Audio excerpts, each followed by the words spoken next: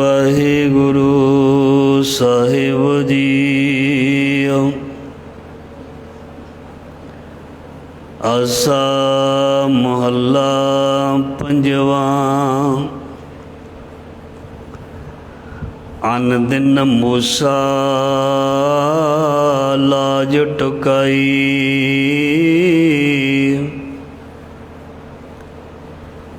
गिरत कूप में खाए मिठाई, सोचत साचत रैन बेहानी,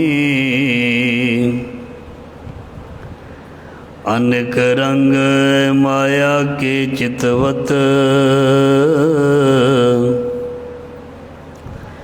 कबहू न सिमरै सारंग पानी रहो। दुर्म की छाया निश्चल ग्रह बंदिया, काल के फांस सकत सर संदया, बालुक नारा तरंग मुख आया, सो थान मूड़ निचल कर पाया। साध संग जपियो हर राय, नानक जीवै हर गुण गाय।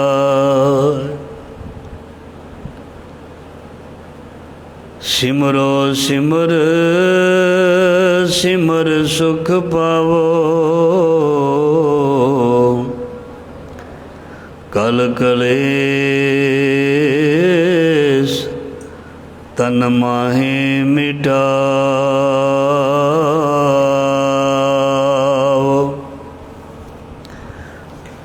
कल कलेस तन माहे मिटाओ।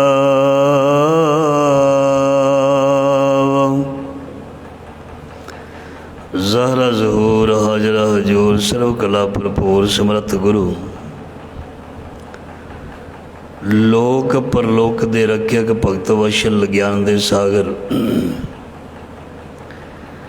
गुरुआं दे गुरु सतगुरुआं दी भगतां दी भट्टां दी सिखां दी इलाही बाणी, बाणी जोत रूप धन धन श्री गुरु ग्रंथ साहब महाराज जी दे रूप दे विच शब्द रूप दे विच श्री गुरु ग्रंथ साहब महाराज जी दी पावन पवित्र गोद हजूरी दे विच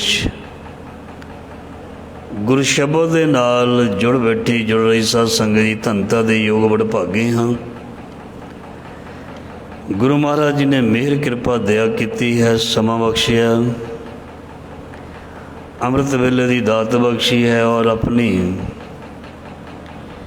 जिंदगी की यात्रा नूं सफल करन दा बहुत ही प्यारा समा महाराज जी ने बख्शिश कर दिता है। जीवन नूं एक यात्रा लिखिया गया, जीवन नूं बाणी विच यात्रा किया गया ते यात्रा दे विच सानू सारियां नूं प्राहुणे किया गया। जिवें कोई यात्रा ते जांदा है प्राहुणा, गुरबाणी दे विच ऐसे ही सानू आख्या गया भी असीं यात्री हाँ। ते किसी दे घर जिमें कोई प्राहुणा जांदा है, असीं उसे तरह इस संसार रूपी घर दे विच एक प्राहुणा बन के कुछ समय दे लई आए हुए हाँ। क्योंकि जिहड़ा प्राहुणा हुंदा है, गैसट हुंदा है, जदों किसी दे घर जांदा है वो सदा वास्ते रहण लई नहीं जांदा, उसनूं जाना पैंदा है। बाणी विच लिखिआ जैसे रैन प्राहुणे उठ चलसे प्रभात, जिमें कोई प्राहुणा आउंदा है रात रहिंदा है, उहदी सेवा पानी करदे हाँ, ਉੱਠ ਚਲਸੇ ਪ੍ਰਭਾਤ। ਜਦੋਂ ਸਵੇਰ ਹੁੰਦੀ ਹੈ ਉਹ ਚੱਲਣ ਦੀ ਤਿਆਰੀ ਕਰ ਲੈਂਦਾ ਵੀ ਹੁਣ ਆਪਣੇ ਘਰ ਨੂੰ ਚੱਲੀਏ, ਅਤੇ ਉਸ ਨੂੰ ਆਪਣੇ ਘਰ ਨੂੰ ਜਾਣਾ ਹੀ ਚਾਹੀਦਾ ਜਾਂ ਜਾਣਾ ਹੀ ਪੈਂਦਾ, ਕਿਉਂਕਿ ਉਹਨੂੰ ਪਤਾ ਹੈ ਵੀ ਜਿਨ੍ਹਾਂ ਦੇ ਘਰ ਮੈਂ ਆਇਆ ਉਹ ਮੇਰਾ ਜਾਂ ਅਸਲੀ ਘਰ ਨਹੀਂ ਹੈ। ਮੇਰਾ ਅਸਲੀ ਘਰ ਤਾਂ ਮੇਰਾ ਪਿੰਡ ਹੈ, ਮੇਰੇ ਸ਼ਹਿਰ ਦੇ ਵਿੱਚ ਹੈ ਜਿਹੜਾ ਮੈਂ ਖਰੀਦਿਆ, ਅਤੇ ਜਿਸ ਦੇ ਘਰ ਅਸੀਂ ਪ੍ਰਾਹੁਣਾ ਬਣ ਕੇ ਗਏ ਹਾਂ ਉਹ ਤਾਂ ਉਹਨਾਂ ਦਾ ਘਰ ਹੈ, ਮੇਰਾ ਘਰ ਨਹੀਂ ਹੈ। ਇਸ ਕਰਕੇ ਮੈਂ ਆਪਣੇ ਘਰ ਜਾਣਾ ਹੈ। ਜੈਸੇ ਰੈਣ ਪ੍ਰਾਹੁਣੇ ਉੱਠ ਚਲਸੇ ਪ੍ਰਭਾਤ, ਕਿਆ ਤੂੰ ਰੱਤਾ ਗ੍ਰਸਤ ਸਿਉ ਸਭ ਫੁੱਲਾਂ ਕੀ ਬਾਗਾਤ। ਸੋ ਗੁਰੂ ਸਾਹਿਬ ਜੀ ਫਰਮਾਨ ਕਰਦੇ ਹਨ, ਜਿਹੜਾ ਸੰਸਾਰ ਹੈ ਇੱਕ ਯਾਤਰਾ ਹੈ, ਅਤੇ ਇਸ ਯਾਤਰਾ ਦੇ ਵਿੱਚ ਤੂੰ ਪ੍ਰਾਹੁਣਾ ਬਣ ਕੇ ਆਏ, ਅਤੇ ਇਹ ਯਾਤਰਾ ਜਿਹੜੀ ਹੈ ਇਸ ਨੂੰ ਪੂਰੀ ਕਰਕੇ ਤੂੰ ਇਸ ਸੰਸਾਰ ਤੋਂ ਕੂਚ ਕਰਨਾ। ਮਤਲਬ ਕਰਨਾ ਕੂਚ ਰਹਿਣ ਥਿਰ ਨਾਹੀ। ਇਸ ਸੰਸਾਰ ਦੇ ਵਿੱਚੋਂ ਕੂਚ ਕਰਨਾ ਮਤਲਬ ਇੱਥੋਂ ਜਾਣਾ। ਸੋ ਇਸ ਕਰਕੇ ਜਿੱਥੋਂ ਜਾਣਾ ਅਤੇ ਜਿੱਥੇ ਜਾਣਾ, ਜਿੱਥੇ ਜਾਣਾ ਉੱਥੇ ਦੀ ਤਿਆਰੀ ਕਰਨੀ ਪੈਂਦੀ ਹੈ। ਜਿੱਥੇ ਰਹਿ ਰਹੇ ਹਾਂ ਉੱਥੇ ਤਾਂ ਪਹਿਲਾਂ ਹੀ ਸਭ ਕੁਛ ਹੈ। ਜਿੱਥੇ ਅਸੀਂ ਰਹਿ ਰਹੇ ਹਾਂ ਉੱਥੇ ਤਾਂ ਸਾਡੇ ਕੋਲ ਪਹਿਲਾਂ ਹੀ ਸਭ ਕੁਛ ਹੈ। ਪਰ ਜਿੱਥੇ ਜਾਣਾ, ਜਿਵੇਂ ਮੈਂ ਪਹਿਲਾਂ ਬੇਨਤੀ ਕੀਤੀ ਹੈ, ਯਾਤਰੀ ਜਾਂਦਾ ਹੈ ਉਹ ਆਪਣੇ ਨਾਲ ਕੁਝ ਨਾ ਕੁਝ ਚੀਜ਼ ਬੰਨ੍ਹ ਕੇ ਲੈ ਕੇ ਜਾਂਦਾ ਹੈ। ਕਈ ਰੋਟੀ ਖਾਣਾ ਬੰਨ੍ਹ ਕੇ ਲੈ ਕੇ ਜਾਂਦੇ ਹਨ। ਜੇ ਕਿਸੇ ਨੇ ਦੂਰ ਦੀ ਯਾਤਰਾ 'ਤੇ ਜਾਣਾ ਹੈ ਉਹ ਰੋਟੀ ਖਾਣਾ ਵੀ ਬੰਨ੍ਹ ਲੈਂਦੇ ਨੇ। ਉਹ 4 ਪੈਸੇ ਵੀ ਆਪਣੀ ਜੇਬ ਵਿੱਚ ਪਾ ਲੈਂਦੇ ਨੇ, ਔਰ ਕਈ ਵਾਰ ਕੁਝ ਬਿਸਤਰਾ ਵੀ ਨਾਲ ਲੈ ਜਾਂਦੇ ਨੇ। ਪਤਾ ਨਹੀਂ ਮੌਸਮ ਕਿਸ ਤਰ੍ਹਾਂ ਦਾ ਹੋਏਗਾ, ਪਰ ਜਿਹੜਾ ਆਪਣੇ ਘਰ ਰਹਿੰਦਾ ਉਹ ਇਸ ਤਰ੍ਹਾਂ ਨਹੀਂ ਕਰਦਾ, ਕਿਉਂਕਿ ਘਰ ਵਿੱਚ ਤਾਂ ਸਭ ਕੁਛ। ਜਦੋਂ ਬਾਹਰ ਜਾਣਾ, ਬਾਹਰਲੀ ਯਾਤਰਾ ਕਰਨੀ, ਉਹਦੇ ਲਈ ਸਭ ਕੁਛ ਚਾਹੀਦਾ। ਸੋ ਇਸ ਕਰਕੇ ਜਦੋਂ ਅਸੀਂ ਦੁਨੀਆ ਦਾ ਘਰ ਛੱਡ ਕੇ, ਗੁਰੂ ਸਾਹਿਬ ਬਾਣੀ ਵਿੱਚ ਲਿਖਦੇ ਨੇ, ਜੋ ਘਰ ਛੱਡ ਗਵਾਉਣਾ,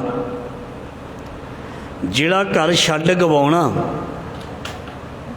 ਸੋ ਲੱਗਾ ਮਨ ਮਾਹੇ, ਜਿਹੜਾ ਮਨ ਨੂੰ ਬਹੁਤ ਚੰਗਾ ਲੱਗਦਾ। ਜਹ ਘਰ ਜਾਏ ਤੁਧ ਵਰਤਨਾ ਤਿਸਕੀ ਚਿੰਤਾ ਨਾ ਹੈ। ਜਿਸ ਘਰ ਦੇ ਵਿੱਚ ਜਾ ਕੇ ਤੂੰ ਸਦੀਵੀ ਰਹਿਣਾ, ਬਸਣਾ, ਉਸ ਘਰ ਦੀ ਚਿੰਤਾ ਨਹੀਂ ਕਰਦਾ, ਉਸ ਘਰ ਦੀ ਵੀ ਚਿੰਤਾ ਕਰਨੀ ਚਾਹੀਦੀ ਹੈ। ਉਸ ਘਰ ਦੇ ਵਿੱਚ ਜਿੱਥੇ ਤੂੰ ਰਹਿਣਾ ਬਸਣਾ ਸਦਾ ਦੇ ਲਈ, ਉਸ ਘਰ ਦੇ ਲਈ ਵੀ ਚਿੰਤਾ ਜਿਹੜੀ ਹੈ ਉਹ ਚਾਹੀਦੀ ਹੈ। ਇਸ ਕਰਕੇ ਉਹ ਘਰ ਜਿਹੜਾ ਸਾਨੂੰ ਉਦੋਂ ਹੀ ਪਤਾ ਲੱਗਣਾ ਜਦੋਂ ਅਸੀਂ ਇਹ ਘਰ ਛੱਡਿਆ। ਉਦੋਂ ਤੱਕ ਸਾਨੂੰ ਗੁਰਬਾਣੀ ਕਥਾ ਕੀਰਤਨ ਰਾਹੀਂ ਹੀ ਪਤਾ ਲੱਗਦਾ।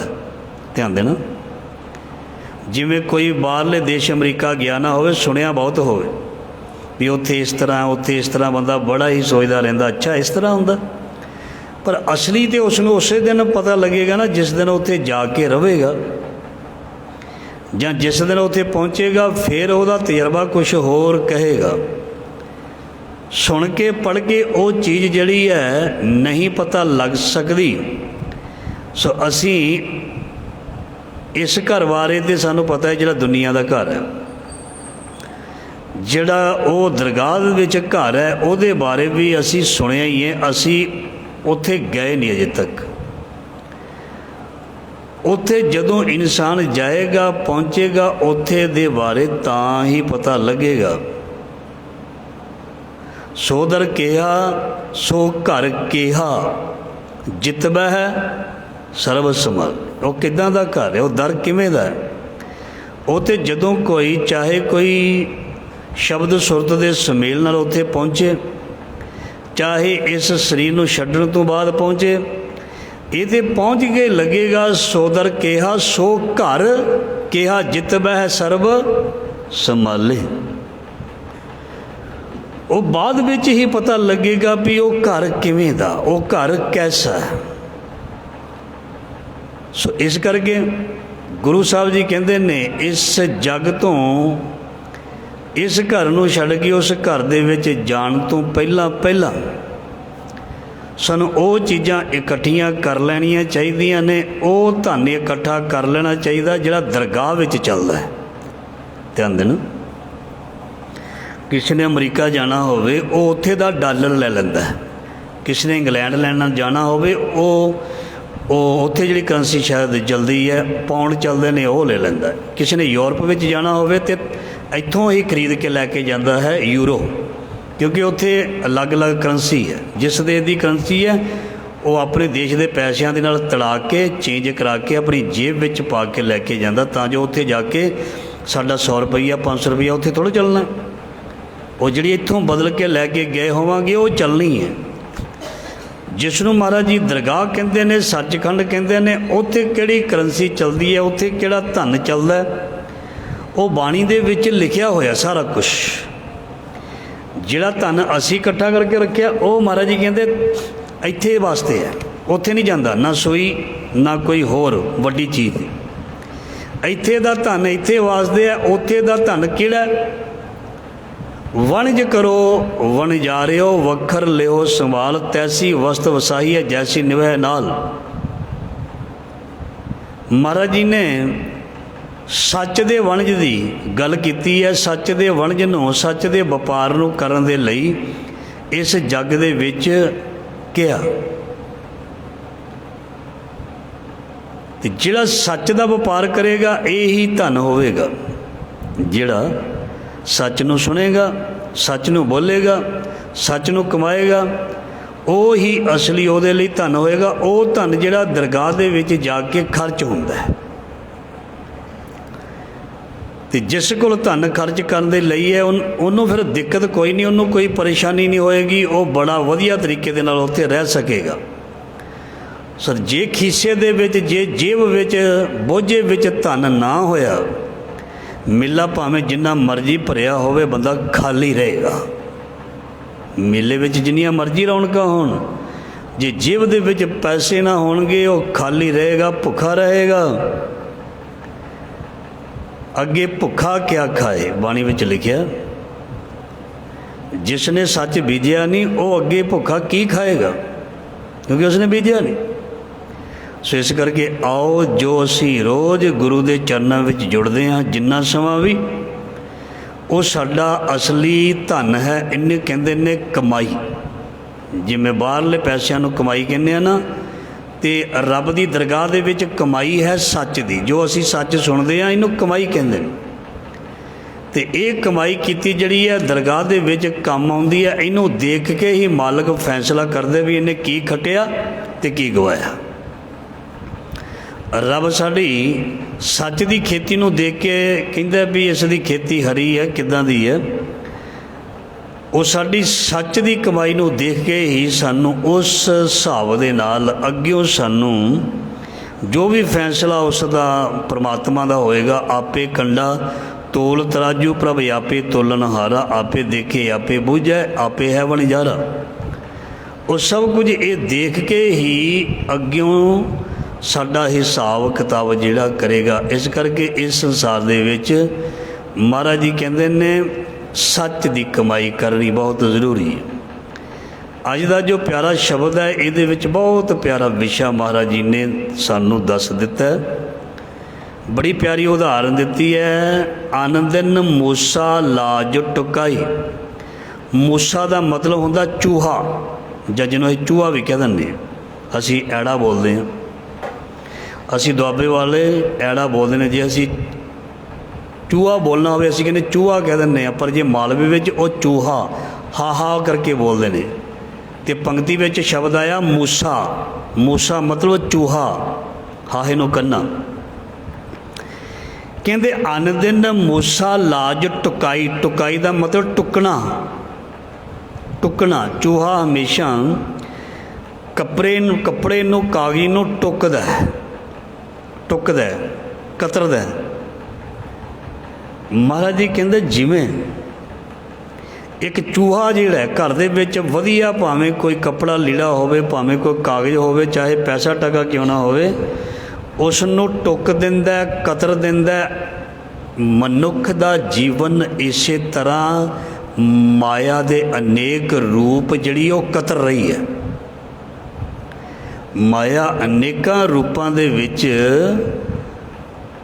ਇੱਕ ਕਤਰ ਰਹੀ ਹੈ, ਟੁੱਕ ਰਹੀ ਹੈ। ਜਿਵੇਂ ਚੂਹਾ ਮਹਾਰਾਜ ਜੀ ਕਹਿੰਦੇ ਟੁੱਕਦਾ ਨਾ, ਇਸੇ ਤਰ੍ਹਾਂ ਇਸ ਦੇ ਜੀਵਨ ਦੇ ਵਿੱਚ ਮਾਇਆ ਜਿਹੜੀ ਅਲੱਗ-ਅਲੱਗ ਰੂਪ ਦੇ ਵਿੱਚ ਕਾਮ, ਕ੍ਰੋਧ, ਲੋਭ, ਮੋਹ, ਹੰਕਾਰ, ਨਿੰਦਿਆ, ਚੁਗਲੀ, ਝੂਠ, ਭਰਮ, ਵਹਿਮ, ਇਹ ਚੀਜ਼ਾਂ ਦੇ ਵਿੱਚ ਆ ਕੇ ਮਾਇਆ ਜਿਹੜੀ ਹੈ ਉਹ ਮਤਲਬ ਕਤਰ ਰਹੀ ਹੈ। ਲਾਜ ਮਤਲਬ ਹੁੰਦਾ ਲੱਜ, ਲੱਜ ਹੁੰਦੀ ਹੈ ਜਿਵੇਂ ਖੂਹ ਦੇ ਵਿੱਚ ਕੋਈ ਆਪਾਂ ਬਰਤਨ ਲਮਕਾਇਆ ਹੋਵੇ, ਉਹਦੀ ਜਿਹੜੀ ਰੱਸੀ ਹੈ ਉਸ ਨੂੰ ਅਸੀਂ ਲੱਜ ਵੀ ਕਹਿ ਦਿੰਦੇ ਹਾਂ। ਕਹਿੰਦੇ ਜਿਵੇਂ ਖੂਹ ਦੇ ਵਿੱਚ ਕੋਈ ਰੱਸੀ ਲਮਕਦੀ ਹੋਵੇ, ਉਸ ਨੂੰ ਕੁਤਰਨਾ ਸ਼ੁਰੂ ਕੀਤਾ ਹੋਵੇ ਚੂਹੇ ਨੇ, ਅਤੇ ਉਹ ਹੌਲੀ ਹੌਲੀ ਇੱਧਰ ਦੀ ਉੱਧਰ ਦੀ ਜਿਹੜੀ ਹੈ ਉਹ ਟੁੱਟ ਜਾਏਗੀ। ਕਹਿੰਦੇ ਨਾ ਉਹ ਟੁੱਟ ਜਾਏਗੀ, ਅਤੇ ਜਿਹੜਾ ਭਾਂਡਾ ਖੂਹ ਦੇ ਵਿੱਚ ਸੁੱਟਿਆ ਉਹ ਪਾਣੀ ਨਹੀਂ ਲੈ ਕੇ ਉੱਪਰ ਆਏਗਾ, ਉਹ ਖੂਹ ਦੇ ਵਿੱਚੋਂ ਬਾਹਰ ਪਾਣੀ ਨਹੀਂ ਕੱਢ ਸਕੇਗਾ, ਕਿਉਂਕਿ ਉਹ ਰੱਸੀ ਜਾਂ ਰੱਸਾ, ਉਹ ਲੱਜ ਜਿਹੜੀ ਹੈ ਜੇਕਰ ਚੂਹੇ ਨੇ ਕੁਤਰ ਦਿੱਤੀ ਤਾਂ ਉਹ ਜਲ ਬਾਹਰ ਨਹੀਂ ਆ ਸਕੇਗਾ। ਜਿਸ ਦੇ ਜੀਵਨ ਰੂਪੀ ਰੱਸੀ ਨੂੰ ਲੋਭ, ਮੋਹ, ਹੰਕਾਰ, ਕਾਮ, ਕ੍ਰੋਧ, ਮਾਇਆ ਨੇ, ਨਿੰਦਿਆ, ਚੁਗਲੀ, ਝੂਠ ਨੇ ਕਤਰਨਾ ਸ਼ੁਰੂ ਕੀਤਾ ਜਾਂ ਟੁੱਕਣਾ ਸ਼ੁਰੂ ਕੀਤਾ, ਅਤੇ ਉਹਦੇ ਜੀਵਨ ਦੇ ਵਿੱਚੋਂ ਵੀ ਜਾਂ ਆਪਣੇ ਅੰਦਰੋਂ ਜਿਹੜਾ ਗਿਆਨ, ਜਿਵੇਂ ਪਾਣੀ ਨਹੀਂ ਖੂਹ ਦੇ ਵਿੱਚੋਂ ਬਾਹਰ ਆਉਂਦਾ, ਇਸ ਤਰ੍ਹਾਂ ਮਨੁੱਖ ਦੇ ਅੰਦਰ ਗਿਆਨ ਜਾਂ ਅੰਦਰ ਸ਼ਾਂਤੀ ਉਹ ਜਿਹੜੀ ਹੈ ਪ੍ਰਗਟ ਨਹੀਂ ਹੋਏਗੀ, ਬਾਹਰ ਨਹੀਂ ਆਏਗੀ, ਉਹ ਦੱਬੀ ਰਹਿ ਜਾਏਗੀ। ਕਿਉਂਕਿ ਮਾਇਆ ਨੇ ਅਲੱਗ-ਅਲੱਗ ਰੂਪਾਂ ਦੇ ਵਿੱਚ ਉਸ ਨੂੰ ਕੁਤਰ ਦਿੱਤਾ, ਅਤੇ ਉਹ ਜਿਵੇਂ ਜਲ ਖੂਹ ਦੇ ਵਿੱਚੋਂ ਰੱਸੀ ਜਾਂ ਲੱਜ ਬਾਹਰ ਨਾ ਕੱਢ ਸਕੀ, ਇਸੇ ਤਰ੍ਹਾਂ ਮਨੁੱਖ ਦੇ ਅੰਦਰ ਮਹਾਰਾਜ ਜੀ ਕਹਿੰਦੇ ਉਹ ਪ੍ਰਮਾਤਮਾ ਵਸਦਾ ਹੈ, ਇਹਦੇ ਅੰਦਰ ਬਹੁਤ ਵੱਡਾ ਇੱਕ ਸੰਸਾਰ ਹੈ, ਉਹਨੂੰ ਫਿਰ ਇਹ ਦੇਖ ਨਾ ਸਕਿਆ, ਪ੍ਰਗਟ ਨਾ ਕਰ ਸਕਿਆ, ਕਿਉਂਕਿ ਉਹ ਜਿਹੜੀ ਰੱਸੀ ਸੀ ਉਹ ਟੁੱਟ ਗਈ, ਉਹਦੇ ਨਾਲ ਹੀ ਸਭ ਕੁਝ ਕੱਢਣਾ। ਜਿਵੇਂ ਕੋਈ ਬੋਰ ਕਰਦਾ ਉੱਪਰ ਰੱਸੀ ਪਾਉਂਦਾ, ਰੱਸਾ ਪਾਉਂਦਾ, ਅਤੇ ਜੇ ਉਹ ਰੱਸਾ ਟੁੱਟ ਜਾਏ, ਚਾਹੇ ਲੋਹੇ ਦਾ ਵੀ ਅੱਜ ਕੱਲ੍ਹ ਚੱਲਦਾ, ਅਤੇ ਉਹ ਜਿੰਨਾ ਸਮਾਨ ਹੁੰਦਾ ਬੋਰ ਦਾ ਵਿੱਚੇ ਰਹਿ ਜਾਂਦਾ, ਕੱਢਣਾ ਔਖਾ ਹੋ ਜਾਂਦਾ। ਸੋ ਇਸੇ ਤਰ੍ਹਾਂ ਮਹਾਰਾਜ ਜੀ ਕਹਿੰਦੇ ਜਿਵੇਂ ਕਿਸੇ ਦੇ ਚੰਗੇ ਜੀਵਨ ਨੂੰ ਨਿੰਦਿਆ ਕੁਤਰਦੀ ਹੈ, ਜਿਵੇਂ ਚੂਹਾ ਕੁਤਰਦਾ। ਪਹਿਲੀ ਪੰਕਤੀ ਵਿੱਚ ਮੂਸਾ ਲਿਖਿਆ, ਮੂਸੇ ਦਾ ਅਰਥ ਚੂਹਾ। ਜਿਵੇਂ ਚੂਹਾ ਕੁਤਰ ਕੇ ਚੀਜ਼ ਨੂੰ ਕਿਸੇ ਕੰਮ ਦੀ ਰਹਿਣ ਨਹੀਂ ਦਿੰਦਾ, ਇਸੇ ਤਰ੍ਹਾਂ ਮਾੜਾ ਮਨੁੱਖ ਜਾਂ ਮਾੜੇ ਮਨੁੱਖ ਦੀ ਮਾੜੀ ਸੋਝ ਜਿਹੜੀ ਹੈ ਉਸ ਦੇ ਗੁਣਾਂ ਨੂੰ ਕੁਤਰ ਕੇ ਸਵਾਹ ਕਰ ਦਿੰਦੀ ਹੈ, ਖ਼ਤਮ ਕਰ ਦਿੰਦੀ ਹੈ। ਉਸ ਦੇ ਜੀਵਨ ਨੂੰ ਕੁਤਰ ਕੇ, ਟੁੱਕ ਕੇ ਖ਼ਤਮ ਕਰ ਦਿੰਦੀ ਹੈ। ਗਿਰਤ ਕੂਪ ਮੈਂ ਖਾਹੇ ਮਠਾਈ।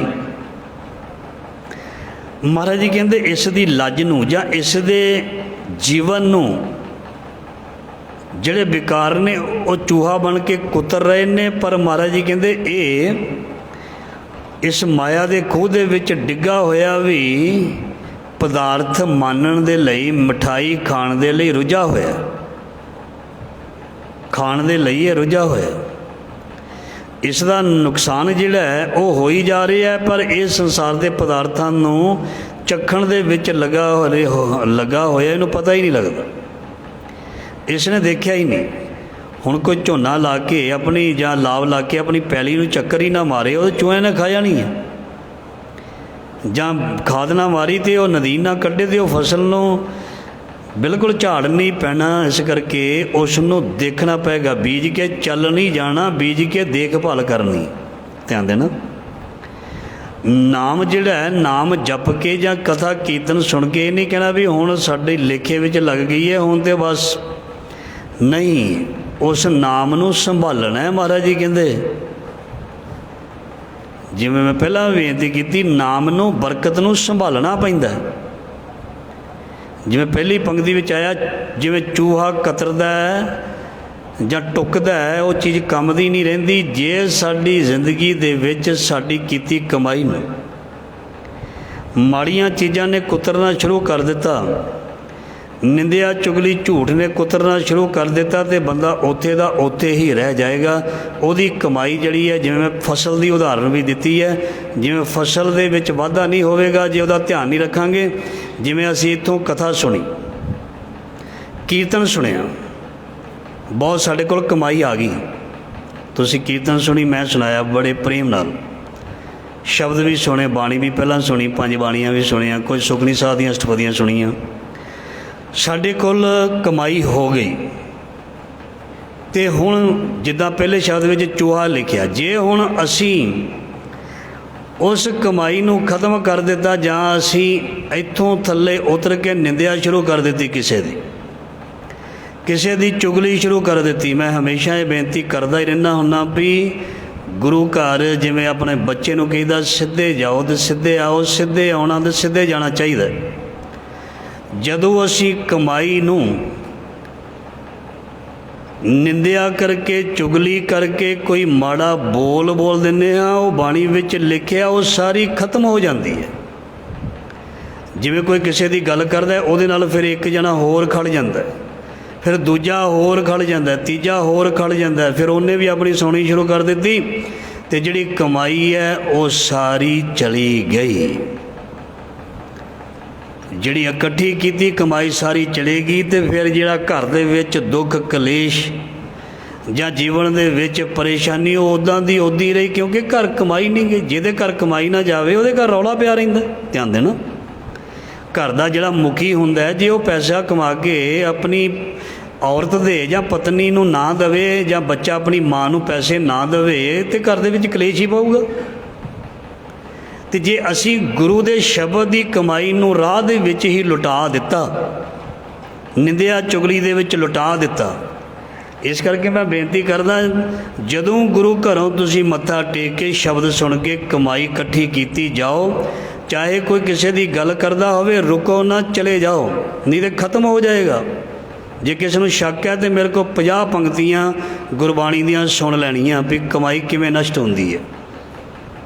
ਮੈਂ ਆਪਣੇ ਕੋਲੋਂ ਨਹੀਂ ਕਹਿ ਰਿਹਾ, ਬਾਣੀ ਦੇ ਵਿੱਚੋਂ ਪੰਕਤੀਆਂ ਨੇ ਵੀ ਇਸ ਮਨੁੱਖੀ ਜੀਵਨ ਦੇ ਵਿੱਚ ਨਾਮ ਦੀ ਕਮਾਈ ਨੂੰ ਤੇਲਾ ਕਿਵੇਂ ਪੈਂਦਾ ਹੈ, ਕਮਾਈ ਖਤਮ ਕਿਵੇਂ ਹੁੰਦੀ ਹੈ। ਇੱਕ ਗੁਰੂ ਸਾਹਿਬ ਦੀਆਂ ਵੀ ਬੜੀਆਂ ਉਦਾਹਰਨਾਂ ਨੇ। ਇੱਕ ਕ੍ਰਿਸ਼ਨ ਭਗਵਾਨ ਦੀ ਬੜੀ ਵੱਡੀ ਉਦਾਹਰਨ ਹੈ, ਉਹ ਸਾਖੀ ਬਣ ਜਾਣੀ, ਸਮਾਂ ਨਹੀਂ ਹੈ।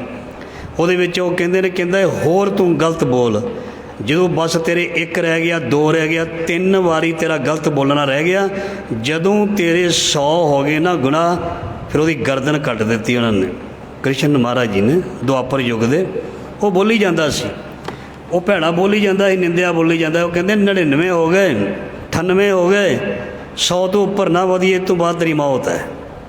ਉਹ ਕਹਿੰਦਾ ਜੋ ਮਰਜ਼ੀ ਕਰ ਲੈ, ਮੈਂ ਬੋਲਣਾ, ਮਾੜਾ ਬੋਲਣਾ। ਉਹਨੇ 100 ਵਾਰੀ ਬੋਲ ਦਿੱਤਾ ਗਲਤ ਕ੍ਰਿਸ਼ਨ ਮਹਾਰਾਜ ਜੀ ਨੂੰ।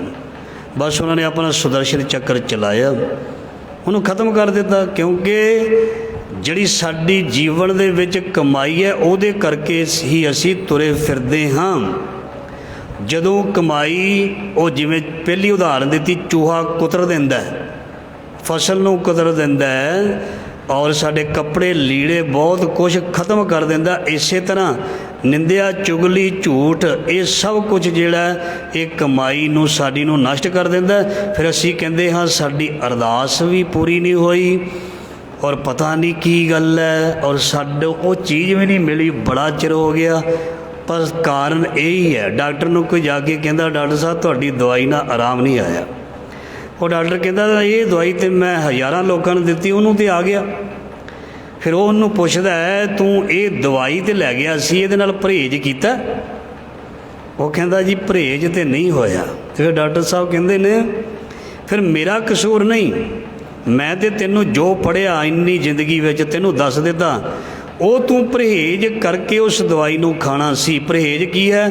ਨਿੰਦਿਆ ਚੁਗਲੀ ਛੱਡ ਕੇ ਅਤੇ ਰੱਬ ਦੀ ਦਿੱਤੀ ਹੋਈ ਬਖਸ਼ਿਸ਼ ਨੂੰ ਆਪਣੇ ਅੰਦਰ ਸਮਾ ਕੇ ਰੱਖਣਾ, ਇਹ ਇੱਕ ਕਮਾਈ ਹੈ।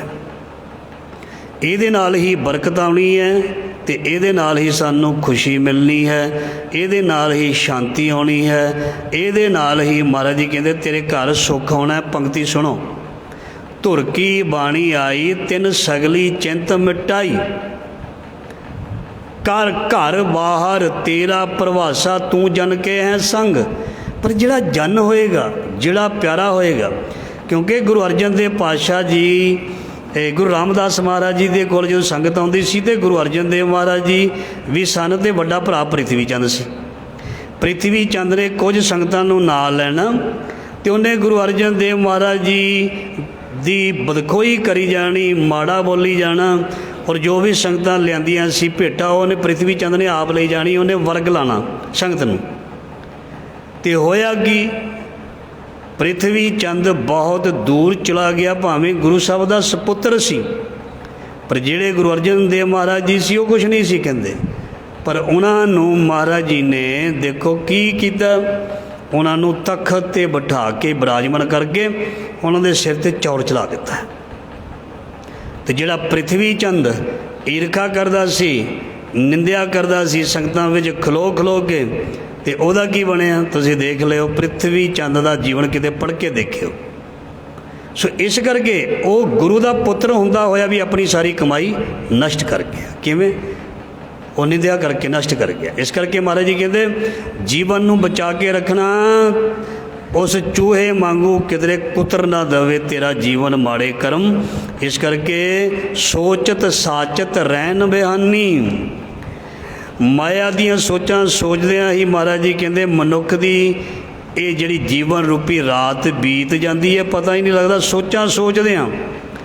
सोचत साचत रैन बिहानी, रैन का मतलब रात, बिहानी मतलब गुजर गई। सारी जिंदगी सोचदियां सोचदियां रैन जिहड़ी गुजर गई। अनक रंग माया के चितवत कबू न सिमरे सारंग पानी। और मनुख माया के रंग तमाशियां दे नाल जिंदगी दे विच लगा रहा, और उस सारंग पानी नूं मतलब उस रब नूं मालक नूं याद नहीं किया। ते द्रुम की छाया निश्चल ग्रह बंद आ। द्रुम का मतलब हुंदा रुख, दरखत। द्रुम की छाया, छाया का मतलब छां। द्रुम की छाया निश्चल कहते भी जिहड़ी दरखत की छां हुंदी है वो जिहड़ी है पक्की नहीं हुंदी। दरखत की छां तुसीं देखना सवेरे होर किधरे है, घंटे बाद होर किधरे है, 2 घंटे बाद होर किधरे है, तो जे माड़ा जिहा कोई हनेरी चक्कर आ जाए तो वो छां हुंदी नहीं। महाराज जी कहते संसार नूं ये एक छां वांगू समझ बैठा कि खरे सदी भी इदां रहनी है। ध्यान देना जो पतझड़ आउंदी है सारे पत्ते झड़ जाते हैं, उही रुख जिहड़ा छां दिंदा हुंदा फिर उहदे विचों किरनां वड़ के वो रुख दे थल्ले छां ही नहीं हुंदी, क्योंकि पत्ते लगे होण तने दे नाल छां तां ही होनी है। इत्थे लिखिआ द्रुम की छाया, द्रुम मतलब दरख्त। जिवें दरख्त की छाया पक्की नहीं है, पतझड़ आउण दे नाल वो खत्म हो जाती है। पतझड़ का मौसम आउण दे नाल वो छाया चली जाती है, खत्म हो जाती है। तो जो बसंत रुत आती है फिर वो पत्ते आ जाते हैं, फिर वो छां बन जाती है। महाराज जी कहते इस करके ये दुनिया के सुख जड़े ने ये छाया वांग कदे आउंदे ने कदे जाते हैं। इनू पक्के ना बन, तू पक्के मन के बह गया। जिस घर विच तू रह रहा वो पक्का नहीं। इस घर दे विच बहुत जने आ चुके ने ते बहुत जनिया ने इत्थे आउणा है। काल कै फांस सकत सर बांधे सांधिया। मनुख महाराज जी कहते काल दे अधीन विच फसिया होया और इहदे उत्ते माया ने तिखा मोह दा तीर कसिया होया भी जदों तीर माया दा चल गया इसनूं विन्न देना। काल के फांस सकत सर सांधिया, बालू किनारा तरंग मुख आया।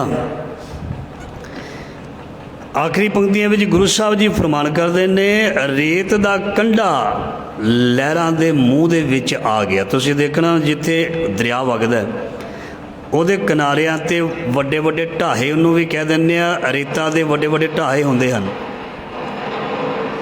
बालू किनारा तरंग मुख आया, सो थान मूड़ निश्चल कर पाया।